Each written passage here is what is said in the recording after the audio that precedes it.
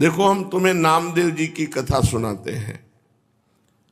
जन्मांतर में नामदेव जी ने बहुत भजन किया था पूर्व में, तो बाल्यावस्था से भगवान के नाम में और रूप में बड़ी आसक्ति थी नामदेव जी की, स्वाभाविक। नामदेव जी का नाम पर अटल विश्वास था। बाल्यकाल से ही सर्वदा वो विठ्ठल विठ्ठल विठ्ठल, जय राम कृष्ण हरि, जय राम कृष्ण हरि, ऐसा जपते रहते थे नामदेव जी। उनकी जिह्वा निरंतर राम कृष्ण हरि विठ्ठला विठ्ठला विठ्ठला। बाल्यावस्था में उनके सरल विश्वास और व्याकुलता पूर्वक आवाहन से ठाकुर जी मूर्ति में नहीं टिक पाए, साक्षात प्रकट हो गए। एक बार ये अपने नाना जी के पास रहते थे। इनका प्रादुर्भाव भी किसी पुरुष से नहीं हुआ, माता का गर्भ रहा और आप प्रकट हो गए। पूर्व जन्म के कोई बहुत बड़े भजनानंदी महापुरुष थे। इनकी माता जी बाल्यकाल में अपने पिता से अर्थात नामदेव जी के नाना से पूछा कि मेरा पति कौन है, तो उन्होंने ठाकुर जी को बताया, ये ठाकुर जी आपके पति हैं। तो बाल्यावस्था से उन्होंने दृढ़ निश्चय करके वैसे ही व्यवहार जैसे एक नवकिशोर पुरुष से किया जाता है, वैसे ही ठाकुर जी पर दृष्टि रखना, और वो दृष्टि माधुर्य भाव से रखना, श्रृंगार भाव से, कांता भाव, प्रभु मेरे पति हैं। जब ये नवयुवती हुई तब इन्होंने प्रभु से कहा कि मेरी मांग है कि मेरे संतान हो अब आपसे, जब आप हमारे पति हो तो आप हमारे संतान प्रदान करें। तो अनंत ब्रह्मांड जिनके संकल्प से प्रकट हुए, उन्हीं भगवान के संकल्प से नामदेव जी महाराज गर्भ में आ गए। अब जब गर्भ बढ़ने लगा तो आपस में लोगों की चर्चा हो गई कि देखो, सयानी लड़की का ब्याह न हो करने से यही दुर्गति होती है। ये चर्चा नामदेव जी के नाना के कान में पड़ी। अभी नामदेव जी गर्भ में ही थे। उन्होंने बेटी को बुलाया और कहा, ऐसा तो हम कभी नहीं सोच सकते थे कि हम इतने महाभागवत ठाकुर जी की सेवा परायण, बच्चापन से तुम्हें धर्म की शिक्षा दी, तुम गर्भ कैसे धारण कर लिए, कौन है तुम्हारा पति? तो उनका, पिताजी आप नाराज मत होइए, जिनको आपने पति बनाया कि ये तुम्हारे पति हैं, उनके सिवा आज तक मैंने किसी को देखा नहीं, किसी को छुआ नहीं। ये गर्भ मैं भगवान को साक्षी करके कहती हूँ कि भगवान का ही है, इन्हीं का दिया हुआ है। बड़े प्रसन्न हुए, बोले अब मुझे किसी की परवाह नहीं कि कौन क्या करता है। तब नामदेव जी प्रकट हुए, बचपन से ही विठ्ठला विठ्ठला विठ्ठला। अब नामदेव जी जैसे जैसे होश में आने लगे तो नाना जी को सेवा करते देखते ठाकुर जी की, श्याम सुंदर की, उनके भी मन में आता। छोटे बच्चे थे, नाना जी मैं भोग लगाऊं, नाना जी मैं ठाकुर जी को स्नान कराऊं। तो उन्होंने कहा, जब हम किसी कार्य से बाहर जाएंगे तब तुम्हें सेवा दे देंगे, अभी तुम बहुत छोटे हो। थोड़ी देर में फिर आते, नाना जी देखो मैं बड़ा हो गया। बोले एक दिन में थोड़ी बड़ा हो जाता है, अभी थोड़ा और समय लगे। दूसरे दिन फिर, अब नाना जी बड़ा हो गया। बोले ठीक है, तुम सेवा के लायक बड़े हो गए हो, लेकिन जब हम जाएंगे कहीं तब। तीसरे दिन, नाना जी आप कब जा रहे हैं, कहीं तो जाइए आप। तो उनको ठाकुर सेवा के निमित्त से कुछ सामान लाने के लिए जाना था। तो कहा, देखो बच्चापन मत करना, हमारे ठाकुर जी भूखे ना रह जाए, उनको दूध पिलाओ, भोग सामग्री। बहुत प्यार से ठाकुर सेवा की जाती है। अरे भोग रख दिया, पर्दा लगा दिया, ऐसे नहीं हमारे यहाँ किया जाता। पर्दा भी लगा दिया तो पर्दा के अंदर आप बैठो, एक हाथ में पंखा हो और एक हाथ से ऐसे पवाते जा रहे हो। लाड़िले हैं, राजकुमार हैं, हमारे प्राण प्यारे हैं, अपने यहाँ ऐसे ही भोग लगाते हैं राधा पी जी को। एक लोग बैठो, पद सुनाओ, दूसरा पवाओ, उनको ऐसे गान बजान के से दुलार करके पाओ। कोई भूखे थोड़ी है, तुम्हारे भाव के भूखे। 45 मिनट भोग लगता है कम से कम, ऐसे पवाया जाता है। अब नाना जी गए, बहुत नाच पड़े कि आज मुझे ठाकुर सेवा मिली है। अब नामदेव जी ने जैसे नाना जी भोग पधराते थे पधराया, और इसके बाद वो पर्दा लगा के अंदर हो जाते थे, वो तो देख नहीं पाते थे, तो पर्दा लगा के आप अंदर हुए।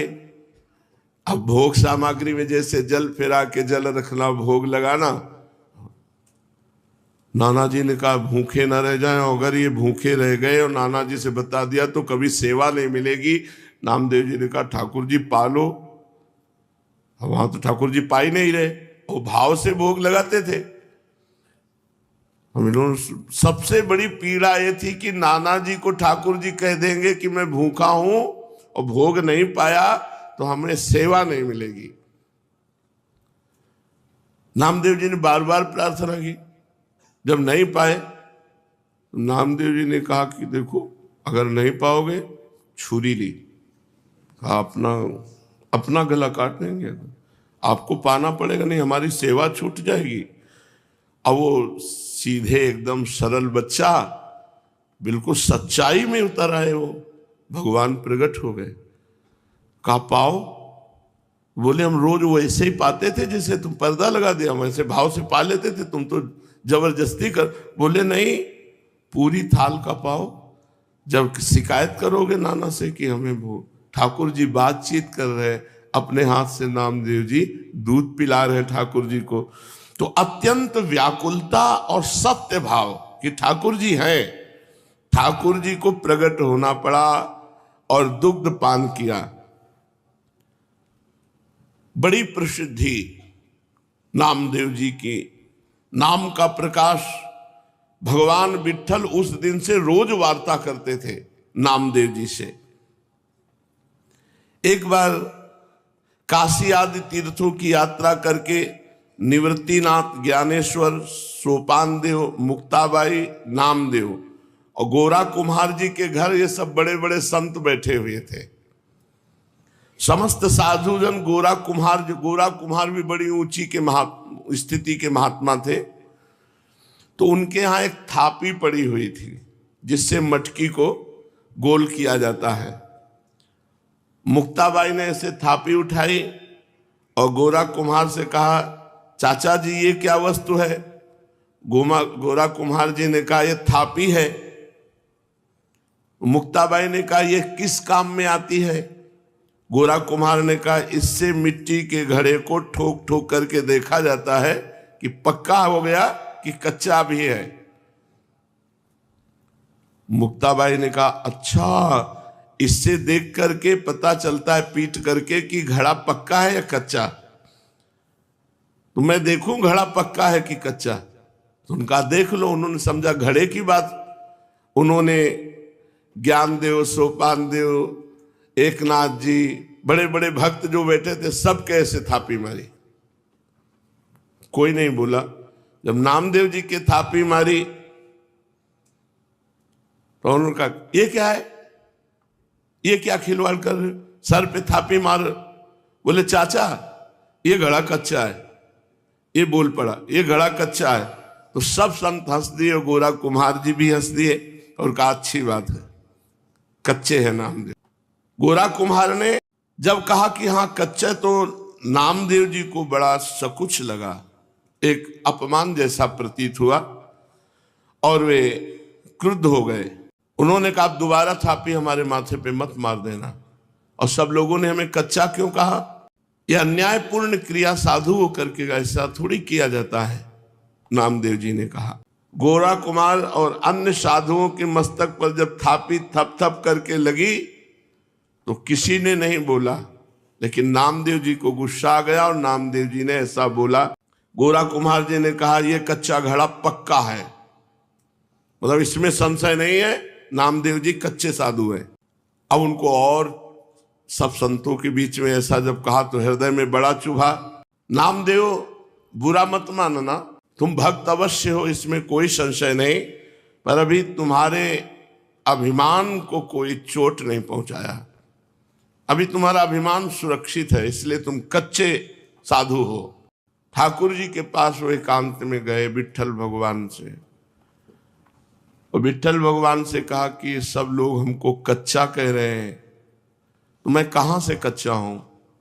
कह रहे तुम्हारे अंदर अभिमान है, हमने वहां सभा में पूछा कि तुम कैसे कह सकते हो मैं कच्चा हूं?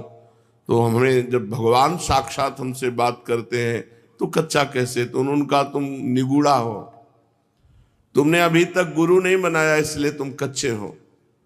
तो मैं आपसे ये पूछ रहा हूं कि गुरु का कार्य क्या होता है? आपसे मिला देना हो। आप रोज हमसे बात करते हो तो हमें गुरु की क्या आवश्यकता है? नामदेव जी ने कहा। नामदेव जी अत्यंत दुखी पंढरपुर भगवान श्री विट्ठल जी से ऐसी जब प्रार्थना की तो विट्ठल भगवान ने कहा कि जो संतों ने निर्णय किया वो सच्चा निर्णय किया है, तुम अभी कच्चे हो। अब तो और जलन पैदा हो गई। अभी तक तो संत कह रहे थे, भगवंत भी कह रहे हैं, तो प्रभु बताओ मैं पक्का कब होऊंगा? क्योंकि मैंने आपके सिवा किसी को कुछ नहीं माना, आप ही सब कुछ हमारे हो। देखो, जब तक तुम गुरु को स्वीकार नहीं करोगे तब तक तुम चाहे हमारे गले लगो, हमसे बात करो, हमारे संग खेलो, तो भी तुम कच्चे ही रहोगे। हम तुम्हारे साथ सदैव रहते हैं, किंतु इस पर भी तुम्हें किसी मनुष्य देहधारी पुरुष को गुरु रूप स्वीकार करके उसके सम्मुख साष्टांग दंडवत होकर उसकी शिक्षा ग्रहण किए बिना तुम पक्के साधु नहीं हो सकते। क्योंकि तुम्हारा अहंकार ज्यों का त्यों सुरक्षित है। जब गुरुदेव के चरणों में साष्टांग लोटोगे और उनके वचन सुनोगे तब तुम्हारा अहंकार नष्ट होगा। अतएव तुम गुरु का वरण करो। तो नामदेव जी ने कहा कि प्रभु मैं कहाँ गुरु खोजूं, किसको गुरु बनाऊं?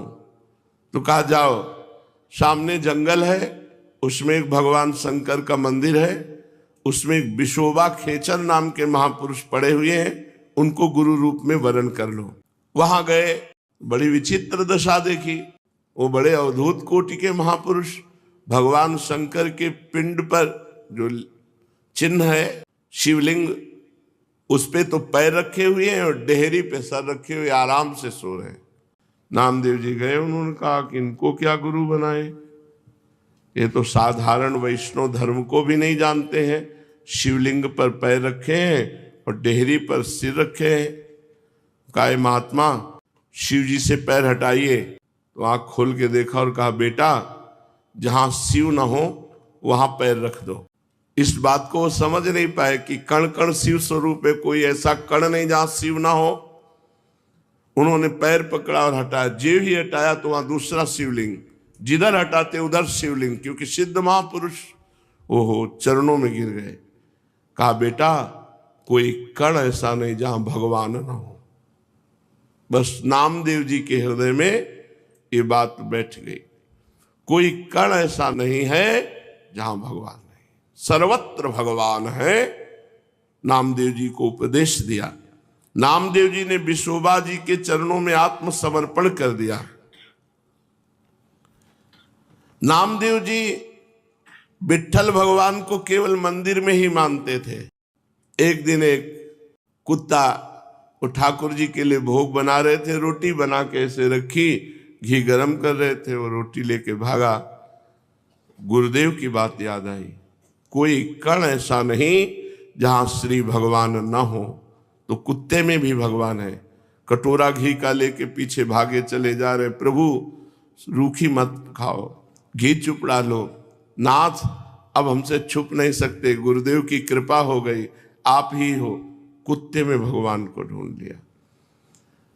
भगवान विट्ठल भगवान कुत्ते से प्रकट हो गए और कहा देखा गुरु कृपा देखी, मैं ही मुक्ताबाई के हृदय में बैठकर तुम्हारे थाप मार रहा था, तो तुमने मुक्ताबाई में मुझे न देखकर मंदिर में आके शिकायत की, और आज गुरु कृपा हो गई तो कुत्ते में तुमने मेरे को पा लिया, कुत्ते में मेरा साक्षात्कार कर लिया।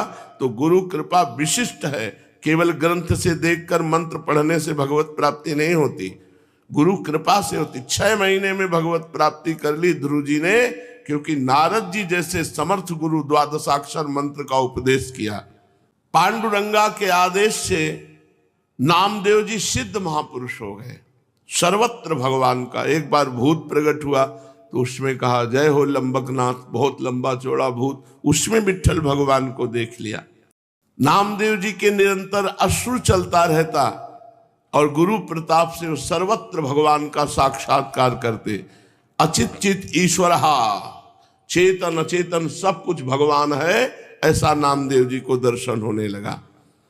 व्यास, पाराशर आदि महर्षि गण ने चेतन अचेतन सब कुछ भगवत स्वरूप लिखा, भगवत स्वरूप देखा। इसलिए नित्य गुरु की आज्ञा में रहे, प्रकृति अविकृति विश्वयोनि शुभा नाना वर्णात्मिका अजा त्रिगुण सुनिलया अव्यक्ता निर्व्यापारः परार्था महदमितसु, ऐसी दिव्य माया शक्तियों का पार पाकर वो परम पद का अधिकारी होता है जो गुरुदेव के चरणों का आश्रय ले लेता है।